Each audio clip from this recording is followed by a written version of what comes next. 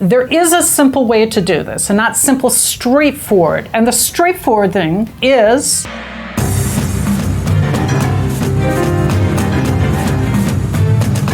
On the Couch is supposed to be our humorous attempt at discussing all things IRS, DOL, PBGC, etc. We have a pretty good episode today. We're going to be talking about why we should be talking about state-mandated plans.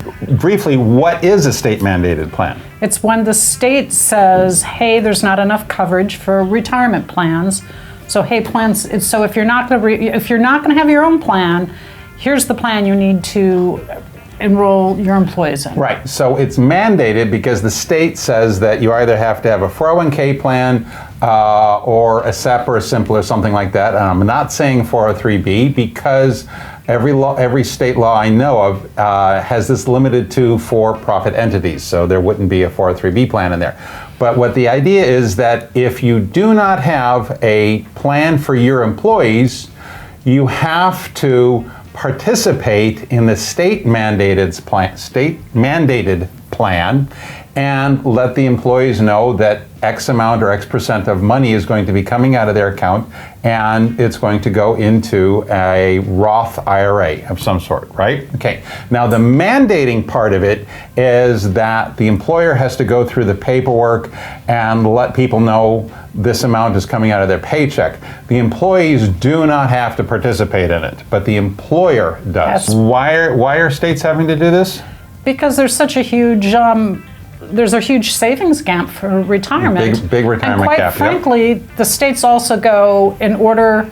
There's studies that there's less poverty when people actually save for retirement. Definitely. And they're actually trying. Who knew? I know. What a concept. Wow, what an idea. And so the idea that if there's more people saving for retirement, there will be less poverty in people's old age. And since a lot of people who do not have plans, it's small amounts that go into these plans, the state's saying, hey, we'll do it. We'll take on the small amounts. So despite the fact we're TPAs, can you come up with a reason, something positive to say about a state-mandated plan? It is more coverage. That's pretty much it. That's the polite version of it. It's better than nothing. The big theory is the sooner you start saving for retirement, the better off you are. Like if you're 18 years old, and I don't know how the plans fall in on the ages, but if you have fast food, if you're doing fast food for the first 3 or 4 years in terms of your work, you still are putting some money away. And you actually, people who have some money away, it's a habit, it's a muscle you build. And so it gets people used to the idea they're doing it. Good point. And the sooner they do it, the better off they are. And that is the most positive view of what it should do. And why do we not like, or well, we kind of do like state-mandated plans, but why do we think 401k plans are a better alternative? Well, because you have more control over what happens. One, you can choose different funds that goes in. You have, the employers can do things that help them tax-wise.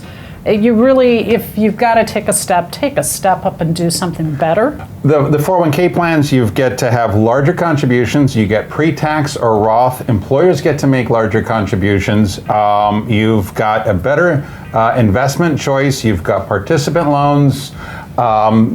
There's a whole host of things. Now then, what is a negative about a 401k plan versus a state-mandated plan? Well, the state plans, the employers don't have to put money into them, so there's not that cost. You don't have fiduciary responsibility to the plan. You are supposed to actually do the work still. You have some responsibility, but you don't have fiduciary responsibility to a plan. Right. It's supposed to be easier to operate. There's no hard dollar cost for the employer, but there's a lot of soft dollar costs in that the employer, the plan sponsors aren't really saving anything for themselves, and the amounts that the employees can put away is relatively low.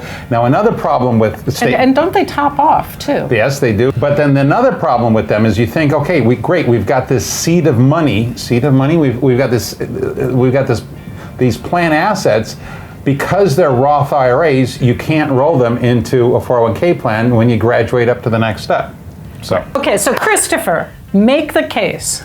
Why is it better to have a 401k plan than a state-sponsored plan? Well, you've got one set of rules to follow. You've got the federal guidelines to follow. You can set up a plan to have very straightforward rules, to have very straightforward obligations for the employer as much as is possible. You can have tremendously talented compliance consultants help you with this. Yay, okay. You can even hire us to take on more and more of the responsibilities. The upside with a 401k plan versus the state-sponsored plan is that you can put more money away, it can be pre-tax, and you can set the plan up so that it's tax advantageous for the employer. You can leverage the contributions. It is not all about doom and gloom. They can be very successful for employers. So that's my closing pitch for the 401k plan versus state-mandated plans. All right? Okay. All right. Have I ranted enough? I don't know. Have you? How do you feel? How do you feel about How do that? I feel? There is a simple way to do this, and that's simple, straightforward. And the straightforward thing is to offer your own plan, give your folks $10 a paycheck. It means you pass all the tests because you're being even. You don't have problems with over contributions on any sense of that. You can keep track of $10 an employee, simple math, and you have your own qualitative plan. And qualitative meaning you can get a better plan on the market than what's happening with the state plan.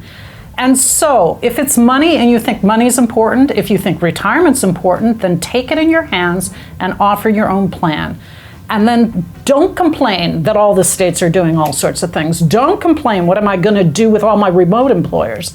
Take that step up, and live and be happy in it. All right. So thank you very much for watching this edition of On the Couch, the Friday Afternoon Bourbon edition. I'll eventually get it straight. Thank you very much. All right. So if you've got any questions, comments, concerns, it's sales@hunterbenefits.com. Hit that like button. Is there a don't like button? No, don't hit that one. Take care. Have a good weekend.